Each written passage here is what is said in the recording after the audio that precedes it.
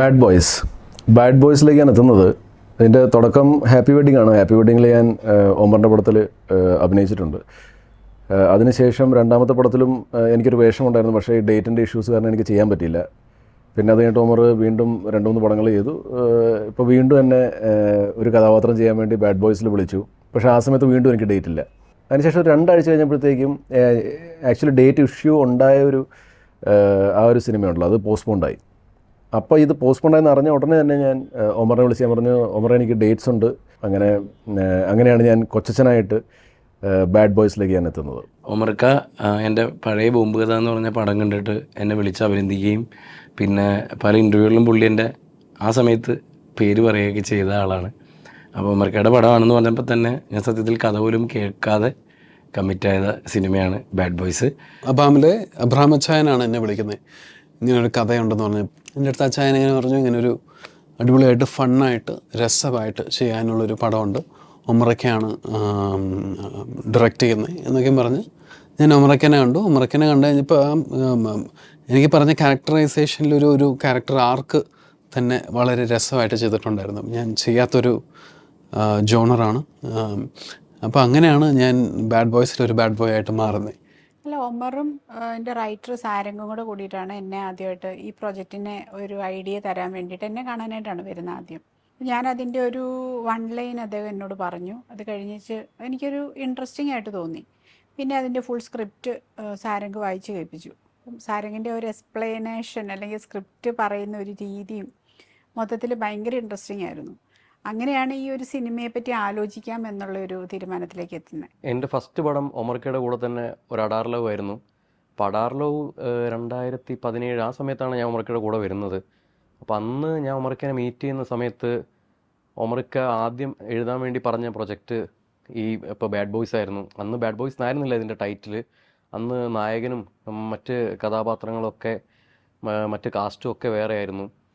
അപ്പോൾ അന്ന് അത് എഴുതാൻ നിന്നിടത്തുനിന്നാണ് അഡാർ ലവ് എഴുതുന്നതും പിന്നീട് അഡാർ ലവ് സംഭവിക്കുന്നതും. പക്ഷേ അത് കറങ്ങിത്തിരിഞ്ഞ് വീണ്ടും മറ്റൊരു റൈറ്റ് ടൈമിൽ ബാഡ് ബോയ്സ് എന്നൊരു പ്രൊജക്റ്റായിട്ട് അതേ പ്രൊജക്റ്റ് വീണ്ടും എന്നിലേക്ക് തന്നെ വന്നതാണ്. റഹ്മാനിക്ക ഉണ്ട്. അപ്പോൾ എൻ്റെ കുട്ടിക്കാലം മുതലുള്ള എൻ്റെ ഞാൻ ഇഷ്ടപ്പെടുന്ന ഒരു ആരാധനാപാത്രമാണ് റഹ്മാനിക്ക. പണ്ട് റഹ്മാനിക്കയുടെ ഒരുപാട് സിനിമകൾ വീഡിയോ കാസറ്റിലൂടെയൊക്കെ കണ്ട് അന്നേ ആരാധനയുള്ള ഒരാളാണ്. അപ്പോൾ അദ്ദേഹത്തോടൊപ്പം കൂടെ അഭിനയിക്കാനുള്ള ഒരു കൊതിയുണ്ടായിരുന്നു. പിന്നെ ഈ സിനിമ ഇപ്പം എന്തായാലും റഹ്മാനിക്ക ഇതിൻ്റെ കഥ കേട്ടിട്ടുണ്ട്. അപ്പോൾ റഹ്മാനിക്ക കമ്മിറ്റായി കഴിഞ്ഞല്ലോ. അപ്പോൾ പിന്നെ എന്തായാലും ഒന്നും നോക്കേണ്ട കാര്യമില്ല എന്ന് പറഞ്ഞു. ഈ 80s അല്ലെങ്കിൽ ഏർലി 90s ആ സമയത്തൊക്കെ സൂപ്പർ സ്റ്റാർ ആയിരുന്ന 2 പേരാണ് ഇപ്പം ഒന്നിക്കുന്ന ഒരു സിനിമയിൽ. ഒരാൾ രഹ്മാൻ ചേട്ടൻ റൊമാൻറ്റിക് ഹീറോ ആയിരുന്നെങ്കിൽ രണ്ടാമത്തെ ആൾ ബാബു ചേട്ടൻ ഒരു ആക്ഷൻ ഹീറോ ആയിരുന്നു. സോ ഇവരുടെ 2 പേരുടെയും കൂടി ഒരു കോമ്പിനേഷൻ ഒന്നിച്ച് വരുന്നു. അതിൽ ആദ്യമായിട്ട് ഇവർ 2 പേരുമായിട്ട് എനിക്ക് ആ സിനിമയിൽ ഭാഗമാകാൻ പറ്റി. അതൊക്കെ ഒരുപാട് സന്തോഷം തരുന്നൊരു കാര്യമാണ്. മമ്മൂക്കയുടെയൊക്കെ അനിയനായിട്ട് അഭിനയിക്കുന്ന കുറേ സിനിമകൾ റഹ്മാനൊക്കെ അങ്ങനെ ചെയ്തിട്ടുണ്ട്. അപ്പം അങ്ങനെ ഞാൻ എൻ്റെ സ്കൂൾ പ്രായത്തിലൊക്കെ ഞാൻ കണ്ടപ്പോൾ മമ്മൂക്കയുടെയൊക്കെ അനിയനായിട്ട് പുള്ളിക്കാരൻ, അപ്പം അങ്ങനെ ഒരു അനിയൻ എന്നുള്ള രീതിയിലൊക്കെയാണ് ഞാനും വിചാരിക്കാറ്. റഹ്മാനിക്കയെ പേഴ്സണലി അറിയാവുന്നവർക്ക് ഇക്ക തന്നെ പറഞ്ഞിട്ടുണ്ട്, നമുക്കും മനസ്സിലായതാണ്. അത് ഇക്ക അല്ലാണ്ട് പേഴ്സണലി ഇക്ക കൂടുതൽ അടുത്ത് കഴിയുമ്പോഴാണ് ഇക്ക വളരെ ഒരു കുഞ്ഞു കുട്ടിയെ പോലെയാണ്. അവൾ ഭയങ്കര ഹ്യൂമറാണ്. എല്ലാത്തിലും കൗണ്ടർ അടിക്കുക, തഗ്ഗുകൾ അടിച്ച് എല്ലാവരെയും ചിരിപ്പിക്കുന്ന അങ്ങനത്തെ ഒരു ക്യാരക്ടറാണ് റിയൽ ലൈഫിൽ റഹ്മാനിക്ക. അപ്പോൾ നമുക്കൊരു നല്ല ഹ്യൂമർ സെൻസ് ഉണ്ട് അദ്ദേഹത്തിന്. ഒരുപാട് ഈ സിനിമയിൽ ഒരുപാട് കോമഡി കോൺട്രിബ്യൂഷൻസ് അദ്ദേഹത്തിൻ്റെ ഭാഗത്തുനിന്ന് ഉണ്ടായിട്ടുണ്ട്. നമ്മളിപ്പോൾ റഹ്മാൻ സാറിനെ കൂടുതൽ കണ്ടിട്ടുള്ളത് കുറച്ചൊരു സൊഫിസ്റ്റിക്കേറ്റഡ് ക്യാരക്ടേഴ്സാണ്. വക്കീൽ, പോലീസ്, കുറച്ച് സീരിയസ് റോളുകളാണ് അദ്ദേഹം ചെയ്തു വെച്ചിട്ടുള്ളത്. ഇപ്പം വന്നിട്ട് ഇപ്പോൾ തമിഴ്, തെലുങ്കൊക്കെ ആയാലും അങ്ങനെയാണ് നമ്മൾ കണ്ടിട്ടുള്ളത്. അല്ലാതെ ഒരു ഹ്യൂമർ ക്യാരക്ടറിലേക്ക് അദ്ദേഹം അല്ലെങ്കിൽ വളരെ ഈസിയായിട്ട് അത് ചെയ്യുമെന്നുള്ളതോ അല്ലെങ്കിൽ അങ്ങനെ ഒരു ക്യാരക്ടർ പുള്ളി ചെയ്യുമെന്നുള്ളൊരു ധാരണ എനിക്കുണ്ടായിരുന്നില്ല. ചെയ്യുമെന്നല്ല, എൻ്റെ മൈൻഡിൽ പോലും അങ്ങനെ ഒരു ഹ്യൂമർ ക്യാരക്ടർ റഹ്മാനിക്കനെ പറ്റി ചിന്തിക്കുമ്പോൾ വരുന്നുണ്ടായിരുന്നില്ല. പക്ഷെ ഒമർ എന്താണെന്ന് വെച്ച് കഴിഞ്ഞാൽ അദ്ദേഹം ഇത് ചെയ്ത രസമായിരിക്കും എന്നുള്ള ഒരു സാധനത്തിൽ തന്നെ ഉറച്ചു നിൽക്കുമായിരുന്നു. അപ്പോൾ റഹ്മാൻ സാറിന് ഇതുവരെ ഇപ്പോൾ സാറിനെ ഞാനും ഒമറൊക്കെയാണ് പോയി മീറ്റ് ചെയ്യുന്നതും കഥ പറയുന്നതൊക്കെ. അപ്പോൾ ഷീലു മെഹമ്മിൻ്റെ അടുത്ത് നറേറ്റ് ചെയ്യുമ്പോൾ ഉണ്ടായ അതേ അനുഭവം തന്നെയാണ് സാറിൻ്റെ അടുത്ത് നറേറ്റ് ചെയ്യുമ്പോഴും കിട്ടിയത്. സാർ ഒരുപാട് ചിരിച്ച് എൻജോയ് ചെയ്ത് എന്നാൽ സാറിന് കമ്മിറ്റ് ചെയ്യുമ്പോൾ ഒരുപാട് സംശയങ്ങളുണ്ടായിരുന്നു. കാരണം സാറ് മുന്നേ ചെയ്ത ടൈപ്പ് ഓഫ് ഒരു പടമേ അല്ല. അപ്പോൾ സ്ക്രിപ്റ്റ് വായിച്ചപ്പോൾ തന്നെ എനിക്ക് ഭയങ്കര ചിരി വന്നു. കാരണം ബേസിക്കലി നമ്മളും ചെറിയ കോമഡി എഴുത്തുകാരായതുകൊണ്ട് തന്നെ നമ്മളെ ചിരിപ്പിക്കുന്ന സ്ക്രിപ്റ്റ് കിട്ടുക എന്ന് പറയുന്നത് ഭയങ്കര സന്തോഷമുള്ള കാര്യമാണ്. അപ്പോൾ അങ്ങനൊരു സ്ക്രിപ്റ്റാണ് ബാഡ് ബോയ്സ്. അങ്ങനെ ഗംഭീര കോമഡി ഞാൻ ചെയ്തിട്ടുണ്ടോ എന്ന് ചോദിച്ചു കഴിഞ്ഞാൽ ഇല്ല, തീർച്ചയായിട്ടും. പക്ഷേ ഇറ്റ്സ് ഡയലോഗ് കോമഡീസും ബാക്കി പരിപാടികളൊക്കെയാണ്. അപ്പോൾ അതിൻ്റെ ഒരു ലൈനിൽ കൂടെ ഞാനിങ്ങനെ ടച്ച് ചെയ്ത് പോയിട്ടുണ്ടെന്നേ ഉള്ളൂ.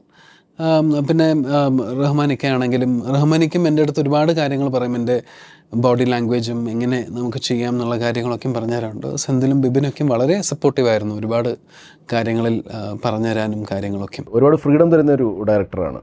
നമുക്ക് എന്ത് വേണമെങ്കിൽ ഇപ്പോൾ ന്യൂ ജനറേഷൻ ഡയറക്ടേഴ്സിനോട് നമ്മൾ വളരെ ഓപ്പണായിട്ട് നമ്മളിങ്ങനെ ചെയ്തോട്ടെ, അല്ലെങ്കിൽ ഇത് നമ്മൾ ചെയ്യണോ എന്നൊക്കെ ഉള്ളത് വളരെ ഓപ്പണായിട്ട് നമുക്ക് ചോദിക്കാൻ പറ്റും.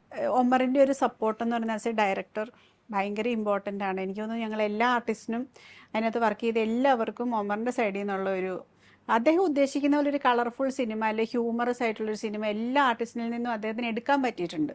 ഞാൻ അങ്ങനെയാണ് വിശ്വസിക്കുന്നത്. എല്ലാ ആർട്ടിസ്റ്റുകളിലും എല്ലാ ക്യാരക്ടേഴ്സും ചെയ്യാൻ പറ്റുന്ന ഒരു കലാകാരനുണ്ട്. പക്ഷേ അതിനെ പുറത്തെടുക്കാനുള്ള ഒരു കഴിവ് ഒരു ഡയറക്ടർക്ക് ഉണ്ടാവണം എന്നാണ് ഞാൻ വിശ്വസിക്കുന്നത്. അപ്പോൾ അത് ഒമറിനുണ്ട് എന്ന് ഞാൻ വിശ്വസിക്കുന്നു.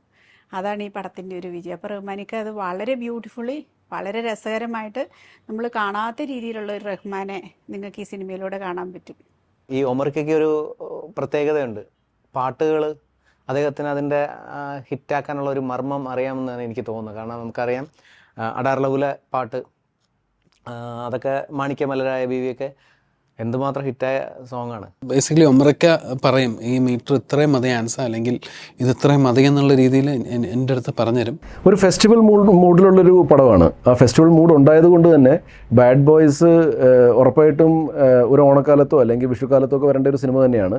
അപ്പോൾ അതുകൊണ്ട് തന്നെ അതിൻ്റെ നിർമ്മാതാക്കളും സംവിധായകനും കൂടെ തീരുമാനിച്ചത് അത് ഓണത്തിന് തന്നെ വരട്ടെ, ഒരു ഫെസ്റ്റിവൽ മൂഡുള്ളൊരു പടമാണ്. അപ്പം ഉറപ്പായിട്ടും ആൾക്കാർക്ക് സദ്യയൊക്കെ കഴിച്ച് ആഘോഷിക്കുന്ന പോലെ തന്നെ ബാഡ് ബോയ്സ് എന്ന് പറഞ്ഞ സിനിമ തിയേറ്ററിൽ വന്ന് കണ്ട് ആഘോഷിക്കാൻ പറ്റും.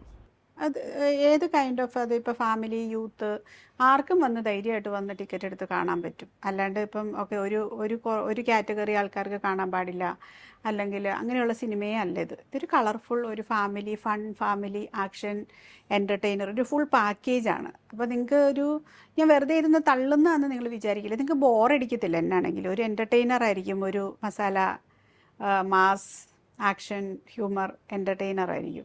ഇത് ഒരു ഫുൾ ആക്ഷൻ പടമല്ല, ഇതൊരു action packed, humour packed, love packed, അങ്ങനെ പറയാൻ പറ്റുള്ളൂ. ഒരു ഫുൾ എൻ്റർടൈനറാണ്. റഹ്മാനിക്കയുടെ ഫൈറ്റൊക്കെ കണ്ട് നമ്മളിങ്ങനെ ക്ലൈമാക്സൊക്കെ എത്തുമ്പോൾ അത് പറഞ്ഞ് ശരിയാവത്തില്ല, നിങ്ങൾ കാണുക എന്നുള്ളത് തന്നെയാണ്. ബാഡ് ബോയ്സ് ഗാങ് തീർച്ചയായിട്ടും മലയാളം സിനിമയിൽ ഒരു സ്ഥാനം പിടിക്കും എന്നുള്ളൊരു വിശ്വാസത്തിലാണുള്ളത്. തീർച്ചയായിട്ടും അത് അങ്ങനെ തന്നെ ആവട്ടെ എന്ന് പ്രാർത്ഥിക്കുന്നു. ഇപ്പോൾ പല പ്രശ്നങ്ങളും കൊണ്ട് മലയാള സിനിമ തോക്കും എന്ന് വിധി എഴുതുന്നിടത്ത് നിന്ന് മലയാള സിനിമ തൂക്കും എന്നൊരു ലെവലിലോട്ട് ഈ ഓണം കൊണ്ടെത്തിക്കും എന്നാണ് എൻ്റെ ഏറ്റവും വലിയ പ്രതീക്ഷ. അങ്ങനെ സംഭവിക്കട്ടെ. എല്ലാവരും ഇത് തന്നെ, നിങ്ങൾ എല്ലാവരും ഓണത്തിന് അടിച്ചു പൊളിച്ച് ഫാമിലി ആയിട്ട് വന്നിരുന്ന് റിലാക്സ് ചെയ്ത് എൻജോയ് ചെയ്ത് മനസ്സ് തുറന്ന് ചിരിച്ച് സന്തോഷിച്ച് ഹാപ്പി ആയിട്ട് പോകാൻ പറ്റിയ ഒരു സിനിമയാണ് ബാഡ് ബോയ്സ്. ഈ ബാഡ് ബോയ്സ് ഇറങ്ങുന്നതോടുകൂടി, ഇറങ്ങുന്നതിന് മുന്നേ വരെ ബാഡ് ബോയ്സ് ആയിരിക്കും, ഇറങ്ങിക്കഴിഞ്ഞാൽ അത് ഗുഡ് ബോയ്സ് ആവും. അങ്ങനെ ആവട്ടെ. അതിന് നിങ്ങളുടെ ഫുൾ സപ്പോർട്ട് വേണം. എല്ലാവരും തിയേറ്ററിൽ പോയി ഈ സിനിമ കാണുക.